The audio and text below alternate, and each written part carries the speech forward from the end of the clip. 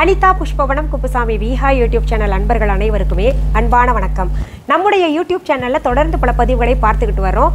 இன்றைக்கு இந்த பதிவுல ஸ்ரீ சீரடி சாய்பாபாவின் வரலாறு மற்றும் அற்புதங்களின் அடுத்த பகுதியை பார்க்க போறோம். அதற்கு முன்பாக இன்றைக்கு பிறந்த நாள் மற்றும் திருமண நாள் காண இருக்கின்ற அனைவருக்குமே என்னுடைய வாழ்த்துகள். உங்களுடைய வாழ்க்கையில நீங்க அனைத்து நலங்களும் வளங்களும் கிடைக்கப்பெற்று நீடு ஊழி வாழணும்னு நான் பாபா கிட்ட பிரார்த்திக்கிறேன். இந்த காணொளியை காண்கின்ற அனைவருக்குமே இந்த நாள் இனிய நாளாக அமையட்டும். வியாழந்தோறும் நம்முடைய யூடியூப் சேனல்ல ஸ்ரீ சீரடி சாய்பாபாவின் வரலாறு மற்றும் அற்புதங்கள் பார்த்துக்கிட்டு வரோம். குறிப்பாக சொல்லணும்னா அற்புதங்கள் பார்த்துக்கிட்டு வரோம். ஒவ்வொரு வியாழனன்றும் ஒவ்வொரு அற்புதங்கள் பார்த்துக்கிட்டு வரோம். கடந்த வியாழனன்று பாபாவின் ஓர் அற்புதத்தை பார்த்து கடைசியில் இன்றைக்கு நாம் பார்க்க போகும் அற்புதத்துக்கு ஒரு முன்னுரையாக நான் சொல்லியிருந்தேன். அது என்னன்றது உங்களுக்கு இங்கே நான் நினைவுபடுத்துகிறேன்.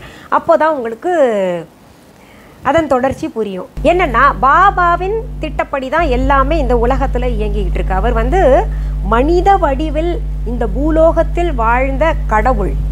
அதனால தான் அவருக்கு எல்லாமே தெரிஞ்சிருந்தார். அதாவது முக்காலமும் அறிந்திருந்தார். ஒரு நாள் வழக்கம் போல மசூதியில் உட்கார்ந்துருக்கும் போது சுவற்றில் உள்ள ஒரு பள்ளி டிக் டிக் டிக் டிக்குன்னு சத்தம் கொடுக்குது. அந்த நேரம் பார்த்து அங்கே கூடியிருந்த சில பக்தர்கள் என்ன கேட்குறாங்க, பாபா இந்த மாதிரி டிக் டிக் டிக்குன்னு பள்ளி சத்தம் போட்டால் அது நல்லதா கெட்டதா, நல்ல சகுனமா கெட்ட சகுனமா? நம்ம கமெண்ட்ஸ்லேயே நிறைய பேர் கேட்குறாங்களே, அந்த மாதிரி தான், நல்ல சகுனமா கெட்ட சகுனமா அப்படின்னு கேட்ட உடனேயே பாபா சொல்கிறாரு, அது நல்ல சகுனமும் கிடையாது கெட்ட சகுனமும் கிடையாது. அவளுடைய இந்த பள்ளியினுடைய சகோதரி அவுரங்காபாத்திலிருந்து வர்றா, அதைத்தான் மகிழ்ச்சியாக உணர்ந்து கொண்டு அந்த டிக் டிக் சத்தத்தை கொடுக்குது அப்படின்னு சொன்ன உடனே அங்கே கூடிய அந்த பக்தர்கள் அத்தனை பேருக்குமே தலை சுத்துச்சு. கேட்ட உங்களுக்கும் தலை சுற்றி இருக்கும், அடுத்தது சொல்ல போகிற எனக்கும் தலை சுத்துச்சு. எனக்கு தெரிந்திருந்தால் கூட அது உங்ககிட்ட சொல்லணும் இல்லையா, அதனால் அப்படியே ஒரு ஆவல்னால தலை சுத்துச்சுன்னு வச்சுக்கோங்களேன். அப்படி தலை சுற்றி பாபா என்ன சொல்ல போகிறாருன்னு காத்துக்கிட்டு நிற்கிறாங்க. அது வரைக்கும் பார்த்தோம். இன்றைக்கி என்ன நடக்க போகுது, பள்ளியினுடைய சகோதரி வந்தாளா, அந்த சகோதரி யார், எப்படி வந்தா, ட்ரெயினில் வந்தாளா, பஸ்ஸில் வந்தாளா, ஃப்ளைட்டில் வந்தாளா, இதெல்லாம் தெரிஞ்சுக்க போகிறோம். இந்த மனிதர்களுக்கு தான் பாசம்ன்றது இருக்குன்னு நம்ம நினச்சிட்ருக்கோம். பொதுவாகவே ஒரு தாய் பிள்ளையை ஈன்றெடுக்கிறாள், குழந்தைக்கு பால் ஊட்டி சோறு ஊட்டி வளர்க்குறாங்க. அந்த பிள்ளைங்களுக்கும் தாய்க்கும் இல்லை பெற்றோருக்கும் ஒரு பாசம் பந்தம் எல்லாம் அதனால் உருவாகுது. அந்த பிள்ளைங்க என்ன பண்ணுறாங்க, தாய் அப்படியே தான் இருக்காங்க, பெற்றோரெல்லாம் அப்படி தான் இருக்காங்க. வளர்ந்த பின்னாடி நல்லா வளர்த்து விடுவா பார்த்து பார்த்து பெற்றோர்கள். வளர்ந்த பின்னாடி கொண்டு போய் முதியோர் இல்லத்தில் சேர்க்கறது. அப்படி சேர்க்கறதுனால எவ்வளோ பெரிய பாவத்தை நம்ம செஞ்சுக்கிட்டு இருக்கிறோம். இல்லை அந்த பெற்றோரை தரக்குறைவான வார்த்தைகள் பேசுகிறதுனால எவ்வளவு பெரிய பாவத்தை செஞ்சுக்கிட்டு இருக்கோன்றதை நிறைய பேர் உணர்ந்து கொள்வது கிடையாது. அவர்களுக்கு ஒன்று நேரும் பொழுதுதான், அதே போல் நேரும் பொழுதுதான் இப்படி தப்பு செஞ்சிட்டோமே பிராயச்சித்தம் தேடணும் அப்படின்னு திரும்பி பார்க்கும்போது அவர்கள் பெற்றோர்கள் எல்லாம் உயிரோடு இருக்கிறதில்ல. அதனால் காலாகாலத்தில் யாருக்கு என்ன செய்யணுமோ, பெற்றோர்களுக்கு மரியாதை கொடுக்கணும்னா கொடுத்தே ஆகணும். அவர்கள் சொல்படி நம்ம நடக்கணும். தன்னுடன் வைத்து பராமரித்து கொள்ள வேண்டும். எந்த ஒரு கஷ்டமான சூழ்நிலையாக இருந்தாலும் பெற்றோரை வயதான காலத்தில் நம்ம கிட்ட வச்சு கவனிச்சுக்கணும். சரி, இந்த மக்களுக்கு தான், அது மனிதர்களுக்கு தான் இப்படி ஒரு 6 அறிவு இருக்குது. அதனால் இப்படி ஒரு பந்தம் பாசமெல்லாம் இருக்குது. 5 அறிவு படைத்த இந்த பூச்சி பள்ளி பிராணிகள் விலங்குகளுக்கெல்லாம் இந்த மாதிரி ஒரு உணர்வு இருக்கா அப்படின்னு கேட்டிங்கன்னா இருக்குது. அதனால தான் பார்த்திங்கன்னா கோழி தன்னுடைய குஞ்சுகளை எல்லாம் அடக்காத்து அதை எந்த ஒரு துன்பமும் நேராமல் மற்ற உயிரினங்கள் கிட்ட இருந்தெல்லாம் காப்பாற்றி வளர்த்து விடுது, சோறூட்டி விடுது. வளர்த்த பின்னாடி வளர்ந்த பின்னாடி அதுங்க பறந்து போகுது. அது மனிதர்கள் பிராணிகள் பறவைகள் இதுகிட்ட இயல்பு. இதில் ஒரு விஷயத்தை கவனிச்சாகணும். 6 அறிவு கொண்ட மனிதர்கள் நம்ம தான் பெருசு, நமக்கு தான் அனைத்துமே தெரியும் அப்படின்னு நினச்சிக்கிட்டு இருக்கோம்ல, கிடையாது. 5 அறிவு உள்ள விலங்குகள் உயிரினங்கள் எல்லாம் நம்மை காட்டிலும் சக்தி வாய்ந்தது. உதாரணத்துக்கு சொல்கிறேன், இந்த ஒரு சுனாமி வந்ததுன்னா அந்த சுனாமியிலிருந்து மக்களை காப்பாற்றணும்னு சில விலங்குகள் எல்லாம் அலறி ஒரு விதமான ஓசையை, எப்பவுமே இல்லாமல் விதமான ஓசையை எழுப்பி வெளிப்படுத்தும். அதே போல் நிலநடுக்கம் வந்ததுன்னா அங்கே வாழக்கூடிய பறவைகள் பிராணிகள் உயிரினங்கள் எல்லாம் அங்கிருந்து முன்கூட்டியே பறந்துச்சு, நிலநடுக்கம் வரப்போகுது அதனால் நம்ம போயிடலாம் அப்படின்னு பறந்து போயிடுது விலங்குகள் எல்லாம். இது வந்து நம்ம படிச்சதுல தெரிஞ்சுக்கிட்டது. இந்த விலங்குகள் பறவைகள் எல்லாம் எங்க போய் படிச்சுக்கிட்டு வந்து சொல்லுங்க? வானிலை அறிக்கை அதை பத்தி ஏதாவது படிச்சுட்டு வந்ததா, இல்லை ஆராய்ச்சி பண்ணிக்கிட்டு வந்துச்சா? எதுவுமே கிடையாது. இது வந்து கடவுளின் படைப்பு, இயற்கையின் விதி. இப்படி கடவுளின் படைப்புகள் கீழே இருக்கின்ற அனைத்து ஜீவராசிகளையும், புல் பூண்டு விலங்குகள், பிராணிகள், பறவைகள், மனிதர்கள் அப்படின்னு பாபா எல்லாத்தையுமே கவனிச்சுக்கிட்டு இருந்தார். அவர் கடவுள் இல்லையா? அவர் தானே படைச்சாரு. அதனால அத்தனை ஜீவராசிகளின் மீதும் அவர் கவனம் இருந்தது. அத்தனை ஜீவராசிகளும் என்ன செஞ்சுக்கிட்டு இருக்குன்னு கூட பாபாவுக்கு தெரிஞ்சது. அதனால தான் பார்த்தீங்கன்னா இந்த பள்ளி ஏன் இப்படி ஓசை இட்டது அப்படின்றத தெரிஞ்சுக்கிட்டு அவர் சொல்றாரு, அவுரங்காபாத்திலிருந்து அதனுடைய சகோதரி வந்து இறங்க போகுது, அதனால மகிழ்ச்சியில இது ஓசை கொடுக்குது அப்படின்றத சொல்லும்போது பக்தர்கள் வந்து என்ன சொல்றாரு, ஆனா பாபா சொல்றதுல ஏதோ ஒரு அர்த்தம் இருக்கும், என்னத்தான் சொல்ல போறாரு அப்படின்ற ஒரு ஆர்வலோட இருக்கிறாங்க. அப்போ மறுநாள் என்னாச்சு, மசூதி வாசல்ல ஜல் ஜல் ஜல் ஜல்னு ஒரு ஓசை கேட்குது. என்னவாக இருக்கும் அப்படின்னு பக்தர்கள் போய் பார்க்குறாங்க. ஒரு குதிரை வந்து ஜல் ஜல்னு தான் காலில் கட்டின சலங்கையோடு வந்து நிற்கிது. அது மேலே ஒரு செல்வந்தர் வந்திருக்காரு. பாபாவின் பக்தர் பாபாவை வணங்கணும்னு உள்ளே போகிறாரு. வணங்கிக்கிட்டு திரும்ப வர்றாரு. மறுபடியும் தன்னுடைய ஊருக்கு போகணும்னு சொல்லிட்டு, எங்கே அவுரங்காபாத்லேருந்து வந்திருக்காரு, தன்னுடைய ஊருக்கு போகணும்னு சொல்லிட்டு குதிரை மேலே ஏறி உட்கார்றாரு. குதிரையை ஓட்டுறாரு. ஆனால் குதிரை நகர்ந்த பாடு இல்லை.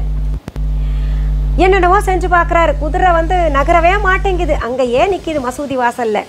அப்போ இவர் நினைக்கிறாரு, ஓ குதிரை ரொம்ப பசியாக இருக்கு போல இருக்கு, இதுக்கு தீனி போடணும், கொள்ளு போடணும், இங்கே அக்கம் பக்கத்தில் ஏதாவது கடை இருந்துச்சுன்னா அங்கே போய் வாங்கிட்டு வரலாம் அப்படின்னு கிளம்புறாரு. சரி, கொள்ளு வாங்கிட்டு எதில் கொண்டு வர்றது, நம்ம கொண்டு வந்தோம்ல பை, அந்த பையில் கொண்டு வரலாம் அப்படின்னு அந்த ஜோல்னா பையை அப்படியே உதறாரு. அதுலேருந்து ஒரு பள்ளி கீழே விழுறது. அந்த பையை எடுத்துகிட்டு போய் கொள்ளு வாங்கிட்டு வர கடைக்கு போயிடுறாரு. அந்த ஜோல்னா பையிலிருந்து கீழே விழுந்த பள்ளி என்ன பண்ணுது, உடனே மசூதிக்குள்ளே ஓடி சரசர சரசரன்னு மதில் சுவர் மேலே ஏறுது.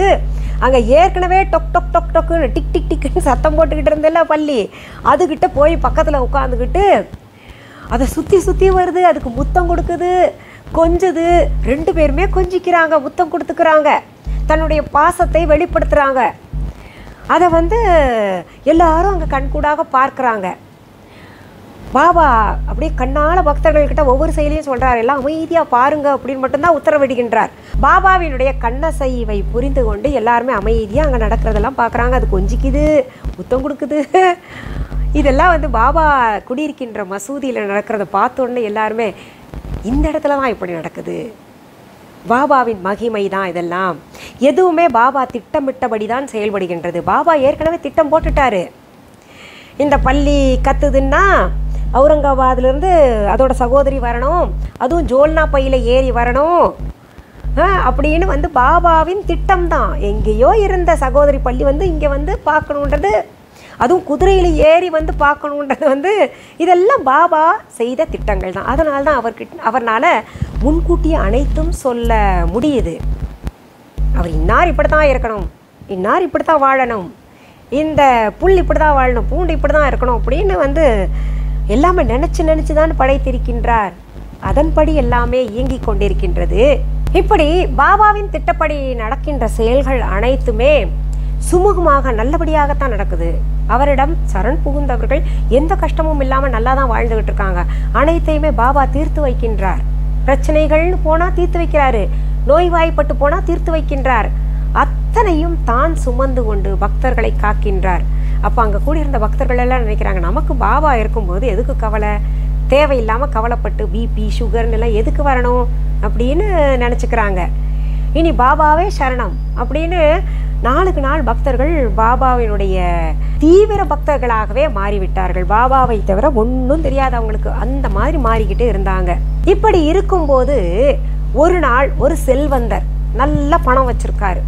அவர் தெய்வத்தை உணர வேண்டும் அப்படின்னு வர்றாரு. ஆனால் அந்த செல்வந்தர் பணத்தைத்தான் தெய்வமாக எண்ணினார் என்பதை அந்த செல்வந்தருக்கு பாபா எப்படி உணர்த்தினார், அந்த செல்வந்தர் எப்படி மாறி போனார் என்கின்ற தகவலை அடுத்த வியாழக்கிழமை அன்னைக்கு நம்ம பார்க்கலாம். பாபாவின் கதை அற்புதங்கள் எல்லாம் ரொம்ப சுவாரஸ்யமாக இருக்குல்ல.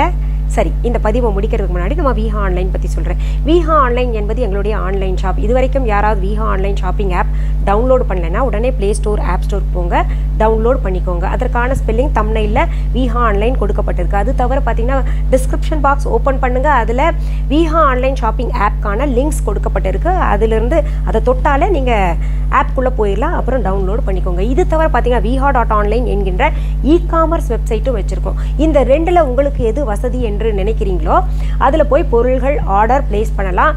உலகத்தில் இருக்கக்கூடிய எந்த மூலை முடுக்காக இருந்தாலும் சரி, எங்களுடைய பொருள்கள் உங்களுடைய வீடு தேடி சீக்கிரத்தில் வந்து சேரும்.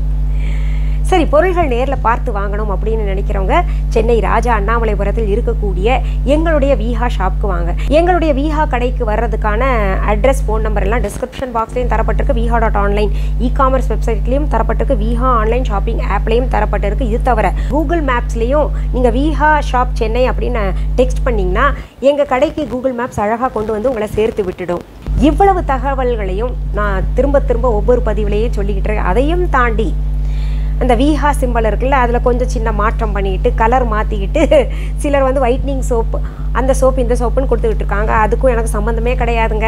எங்கள் விஹா சிம்பிள் பார்த்திங்கன்னா பச்சை நேரத்தில் இருக்கும். அதுலேயும் பார்த்திங்கன்னா மிஸ்ஸஸ் அனிதா குப்புசாமிஸ் அப்படின்னு என்னுடைய பெயர் இருக்கும். அதுவும் பச்சை நேரத்திலேயே இருக்கும். அதை பார்த்துக்கோங்க. நீங்கள் என்னோட பொருள்கள் அப்படின்னு வேற எங்கேயாவது வாங்கிக்கிட்டு அது பலன் கொடுக்கலன்னு என்ன திட்டிகிட்டு இருக்காதீங்க. அதனால தான் இவ்வளவு செய்திகள் விலாவாரியாக சொல்லிக்கிட்டு இருக்கிறேன். சரி, உங்களுக்கு எது போன்ற பதிவுகள் தேவை அப்படின்னு கமெண்ட் பாக்ஸில் கேள்விகளாக கேளுங்க, இல்லை இது வேணும் அப்படின்னு சொல்லுங்க.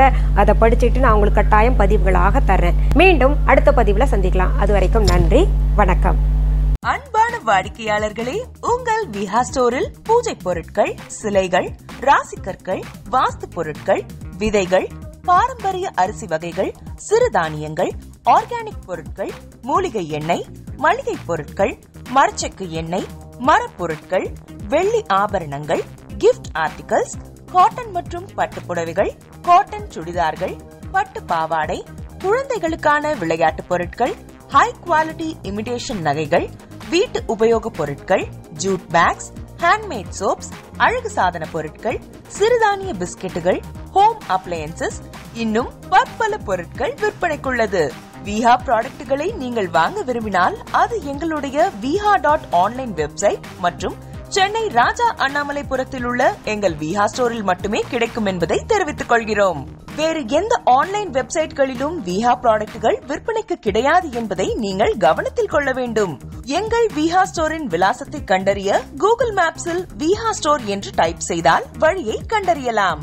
www.viha.online வெப்சைட்டிலும் விஹா ஸ்டோரின் அட்ரஸ் உள்ளது.